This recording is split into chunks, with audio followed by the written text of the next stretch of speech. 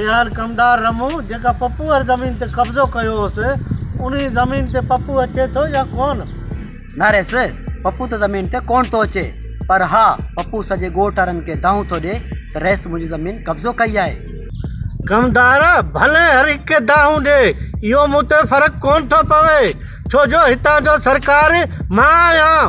वाक़ई रेस तव्हां सूमर जी ज़मीन कब्ज़ा कई उन्ही छा कयो, तव्हां खमीसे जी ज़मीन कब्ज़ा कई उन्ही छा कयो, इहो पप्पू वीचारो छा कंदो रेस तव्हांखे?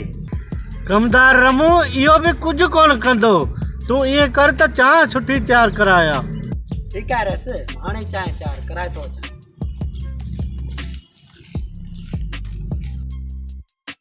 बाबा मां तव्हां सां ॻाल्हाइणु चाहियां थो कंहिं मौज़ूअ ते। हा पुट कहिड़ी ॻाल्हि आहे? पुट तूं ॻाल्हि कर।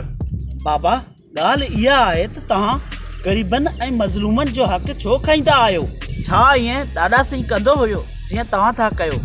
ॾाॾा साईं मूंखे नंढपिण में चवंदो हुयो त तव्हां ग़रीबनि जे लाइ छपर ऐं छां थी रहिजो।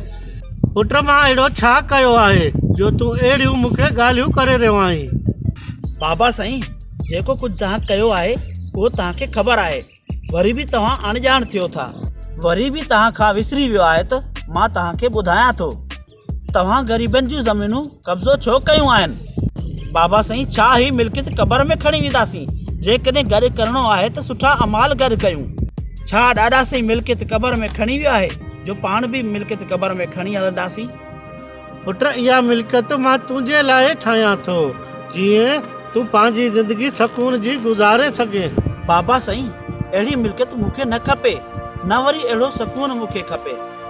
बाबा साईं जेकॾहिं कुझु करिणो अथी त इन्हनि ग़रीबनि खे ज़मीनूं वापसि मोटाए ॾे, छो जो असांजी असली मिल्कियत ही नाहे, असांजी असली मिल्कियत क़बर आहे, उहा बि मिले या न मिले। पुट अॼु तूं अखियूं मुंहिंजूं खोले छॾियूं आहिनि, मूं इहो सोचियो बि न हो जो हिकु ॾींहुं मूंखे मरणो आहे। पुट अॼु खां पोइ जंहिंजी ज़मीन कब्ज़े में आहे उनखे वापसि ॾींदासीं। बाबा साईं अॼु तव्हां मुंहिंजी दिलि ख़ुशि करे छॾी आहे, अॼु खां पोइ ग़रीबनि जी मदद कंदासीं, जेकॾहिं कंहिं ग़रीब जी मदद न कईसीं त कंहिंजो हक़ बि न कंदासीं। हा पुट ईअं ई कंदासीं।